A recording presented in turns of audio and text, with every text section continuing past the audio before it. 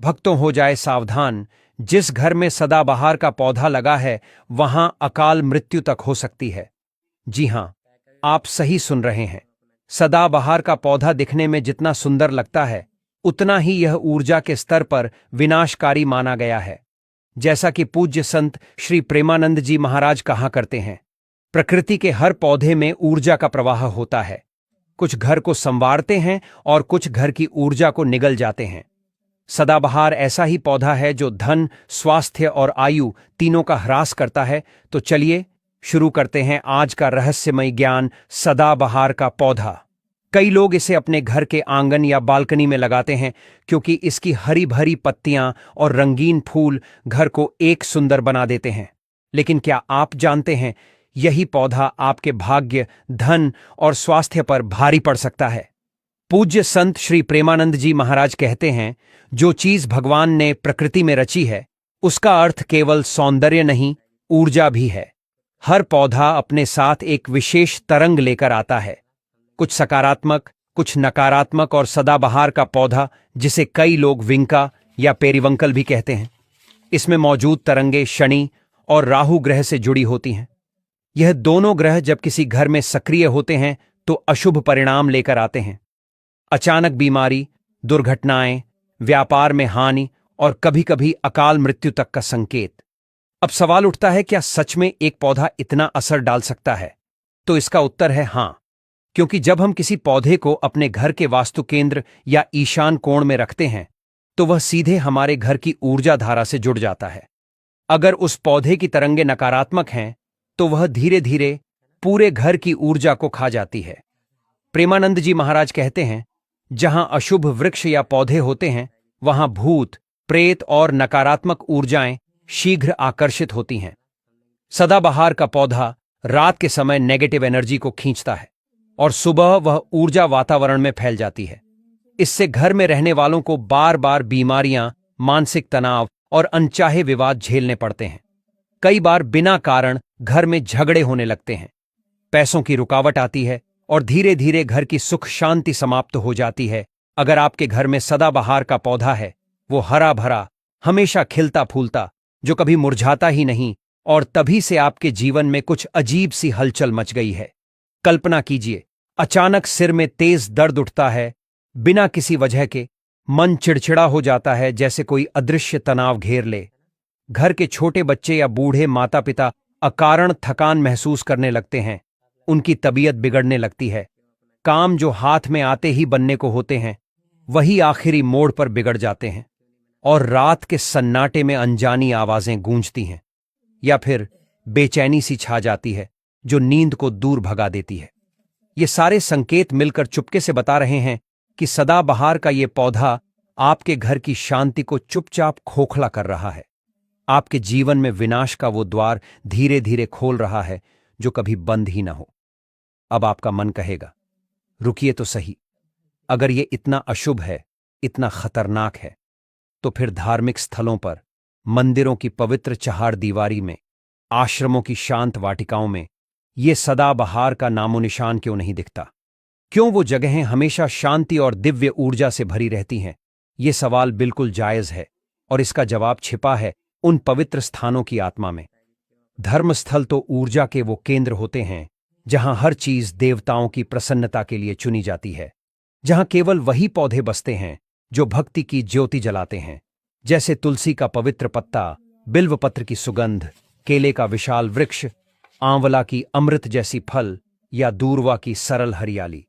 सदाबहार को इन पवित्र द्वारों से सदैव बाहर ही रखा जाता है, क्योंकि इसकी ऊर्जा भोग की आग्नेय ज्वाला सी है जो मनुष्य को भक्ति के मार्ग से भटका देती है, मोह माया के जाल में फंसा देती है, भौतिक सुखों की ओर धकेल देती है। भक्तों, आगे बढ़ने से पहले अगर आप भी चाहते हैं कि लक्ष्मी माता का आशीर्वाद आप पर बना रहे, तो इस वीडियो को एक लाइक करें और आपके अपने चैनल को सब्सक्राइब कर लें और कमेंट बॉक्स में जय लक्ष्मी माता जरूर लिखें। और साथ ही आप अपनी राशि को कमेंट बॉक्स में जरूर लिख दें, क्योंकि हम राशि से जुड़ा भाग्य भी बताते हैं और भाग में चल रही परेशानियों को तत्काल दूर करने के लिए आसान से आसान उपाय भी बताते हैं। इसलिए आप अपनी राशि कमेंट बॉक्स में जरूर लिख दें। संत श्री प्रेमानंद जी महाराज ने अपने एक मार्मिक प्रवचन में, जब सभा में सैकड़ों भक्त उनकी वाणी को निहार रहे थे, गहरी सांस लेते हुए कहा था, जो व्यक्ति अपने साधारण घर को आश्रम का स्वरूप देना चाहता है, उसे अपने द्वार पर तुलसी की छांव लगानी चाहिए, सदाबहार की छाया नहीं। यही वो रहस्य है जो समझ आते ही मन को झकझोर देता है। जहां सदाबहार फलता फूलता है, वो हरा पत्ता हिलता है, वो फूल खिलते हैं। वहां धीरे धीरे भक्ति की धारा सूखने लगती है, श्रद्धा का दीपक मंद पड़ता जाता है, शांति की लहरें कहीं खो जाती हैं। घर के सदस्य बाहर से भले ही हंसते बोलते नजर आएं, लेकिन अंदर मन उदास हो जाता है, अस्थिर हो जाता है, जैसे कोई अदृश्य तूफान हवा में घूम रहा हो। ये ठीक वैसी ही अवस्था है जब जीवन में शनि की काली छाया या राहु का भ्रम फैलने लगता है। सब कुछ उलझा हुआ सा लगने लगता है। और हां, कई बार लोग आश्चर्य से कहते हैं, महाराज जी, हमारे घर में तो सदाबहार वर्षों से लगे हुए हैं, फलते फूलते हैं, लेकिन कोई बुरा फल नहीं मिला, कोई विपत्ति नहीं आई। तो इसकी गहराई समझिए, ये सब स्थान की जादूगरी पर टिका है, दिशा की रहस्यमयी शक्ति पर। अगर ये पौधा गलती से उत्तर पूर्व दिशा यानी ईशान कोण में जा लगे, वो स्थान जहां ईश्वर की किरणें सबसे पहले पहुंचती हैं, तो उसका नकारात्मक प्रभाव 100 गुना, 1000 गुना बढ़ जाता है, जैसे कोई जहर धीरे धीरे पूरे शरीर में फैल जाए। लेकिन अगर ये बाहर बगीचे में हो, घर की दीवारों से काफी दूर, हवा के झोंके में स्वतंत्र, तो उसका असर उतना तीखा नहीं पड़ता, बस हल्का सा स्पर्श करता है। इसलिए प्रेमानंद जी महाराज बार बार अपनी वाणी में घुंघरूते हुए कहते हैं, प्रकृति से प्रेम करो, उसके हर रूप को गले लगाओ, लेकिन विवेक की धार से काटो, समझो।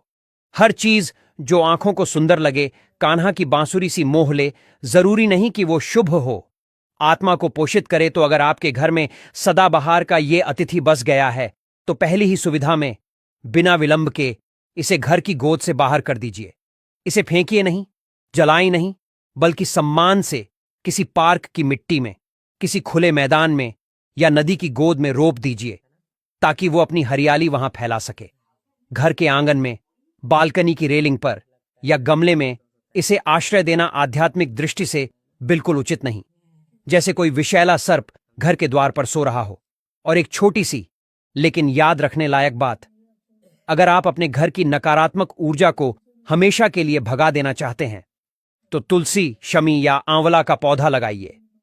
ये तीनों देवताओं की प्रिय छांव हैं, जो घर की आयु को लंबा खींचती हैं, आय को बहती नदी सी बनाती हैं और आनंद को चारों ओर बिखेर देती हैं।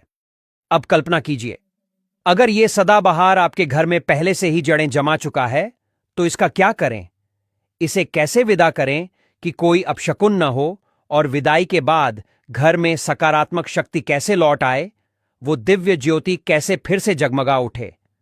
आज हम इसी रहस्य को एक एक परत खोलते हुए समझेंगे और संत श्री प्रेमानंद जी महाराज के कुछ ऐसे गहन उपदेश सुनेंगे जो मन को छू लें, आत्मा को जगाएं।